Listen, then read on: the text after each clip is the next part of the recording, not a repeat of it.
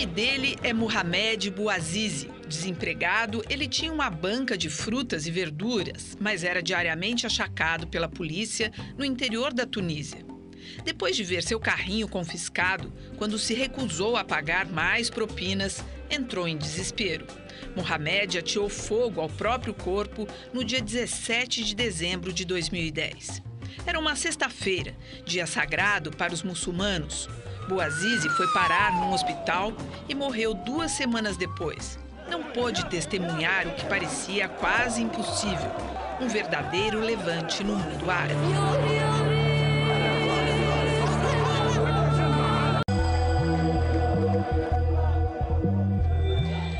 3 semanas após o início dos protestos, o ditador Ben Ali, acusado de corrupção e de envolvimento com o tráfico de drogas, renunciou e fugiu para o exterior. Ben Ali ficou no poder por 23 anos. Depois da Tunísia, outro país conseguiu se livrar de um ditador que estava há mais tempo no poder, o Egito.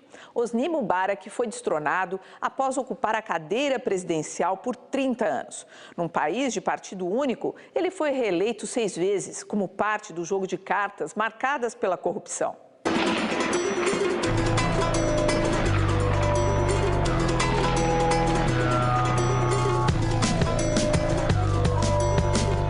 Os protestos no Egito duraram exatos 18 dias. Nesse período, milhares de pessoas, em sua maioria jovens, conectados via internet, desafiaram as forças de segurança do regime e se instalaram na Praça Tahrir, no centro do Cairo.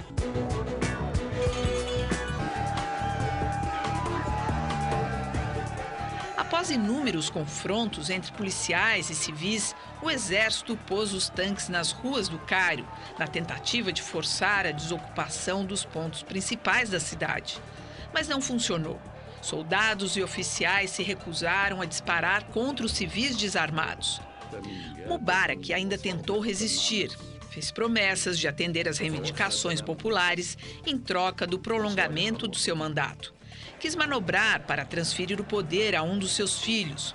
Não adiantou.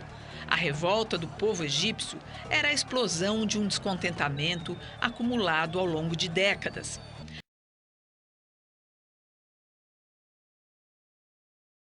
No dia 11 de fevereiro, Mubarak renunciou e transferiu o poder para uma junta militar que assumiu o compromisso de promover a transição pacífica para a democracia. Depois de se refugiar por 2 meses no balneário de Sharm el-Sheikh, Mubarak foi preso e oficialmente acusado de corrupção. Enquanto nesses 2 países, Tunísia e Egito, os ditadores foram varridos rapidamente do poder, em outros eles resistem à pressão popular. Na Líbia, o levante contra o regime do coronel Muammar Gaddafi se transformou numa guerra civil com o envolvimento dos Estados Unidos, Inglaterra, França, Itália e outros países da Europa. De um lado estão os rebeldes que lutam pela derrubada do regime. De outros, mercenários contratados pelo governo e as forças regulares do exército de Muammar Gaddafi. No poder há mais de 4 décadas, desde 1969, Gaddafi não se mostra disposto a renunciar. A rebelião popular chegou à Líbia no dia 16 de fevereiro. Habituado a controlar o país com mão de ferro, Gaddafi foi pego de surpresa. Em poucos dias, os rebeldes avançaram por centenas de quilômetros na região leste do país. Aos poucos, as principais cidades foram caindo em poder das forças que se levantavam contra o regime. Ao se dar conta do perigo que enfrentava, Gaddafi reagiu. Primeiro, contratou mercenários nos países vizinhos. O próximo passo foi a reorganização das forças terrestres e aéreas, que lançaram uma violenta ofensiva contra os rebeldes. Depois de semanas de combates, os rebeldes líbios retornaram a Benghazi, onde mantém seu quartel-general. De lá, conseguiram apoio das potências do mundo ocidental, que são contra Gaddafi e estão representadas pela Organização do Atlântico Norte, OTAN. Inicialmente, a Aliança Militar dos Países Ocidentais impôs uma zona de exclusão aérea sobre a Líbia, o que impedia os aviões de Gaddafi de levantar voo sob o risco de serem derrubados. As bombas lançadas pelos aviões da Aliança Militar atingiram em várias ocasiões os supostos esconderijos do coronel Gaddafi, que teria sido ferido num desses ataques.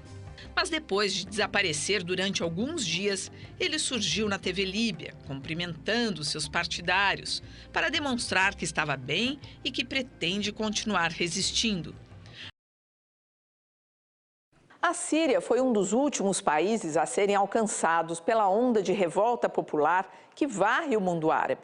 Um dos regimes mais autoritários da região, o governo sírio reage com violência aos protestos.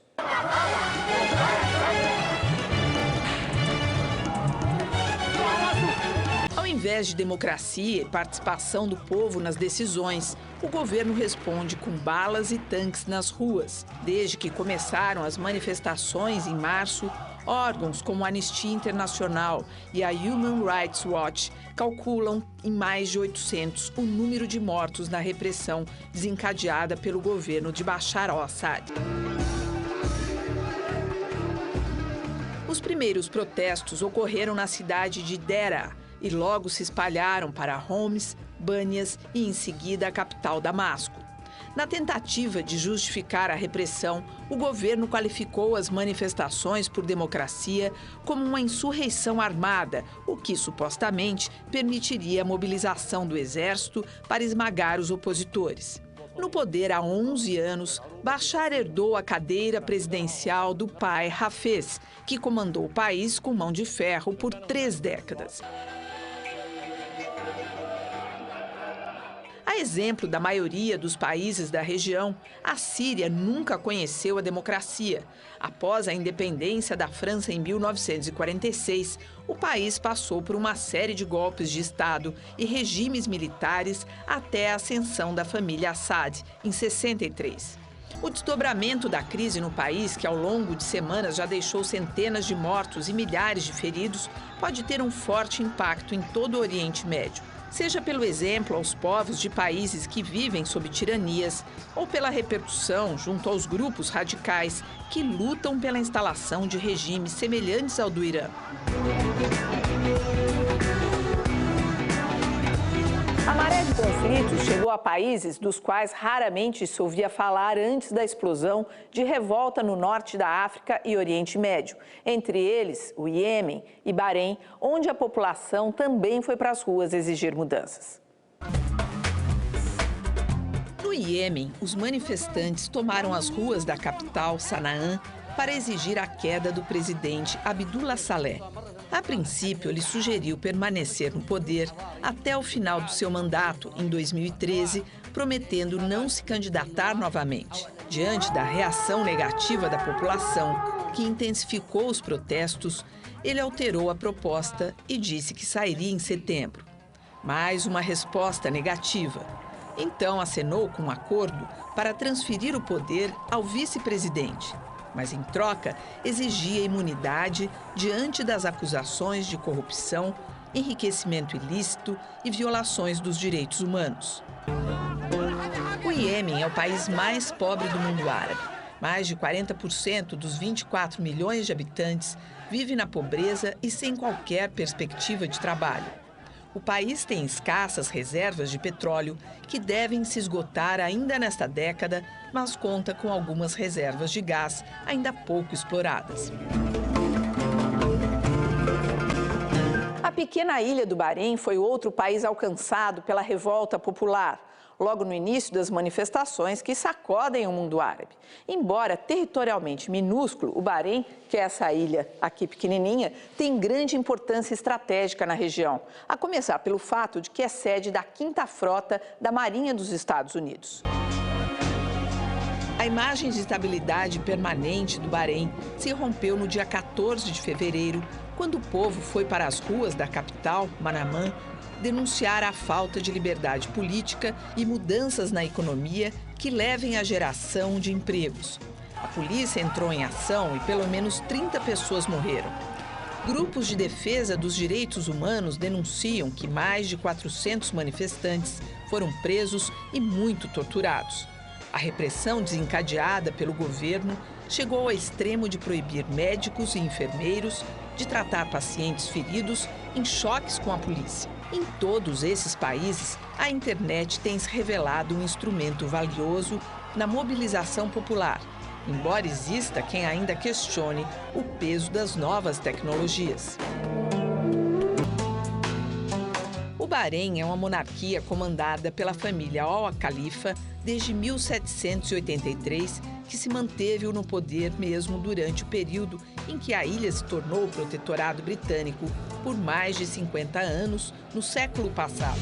Além de produzir petróleo e gás, o que despertou a atenção das potências ocidentais é que a ilha tem um gigantesco parque de refino de óleo operando até para a Arábia Saudita, o maior exportador mundial. Isso e mais o fato de que sua costa serve de base para a quinta frota dos Estados Unidos explica por que o governo norte-americano adotou uma posição diferenciada em relação ao levante popular.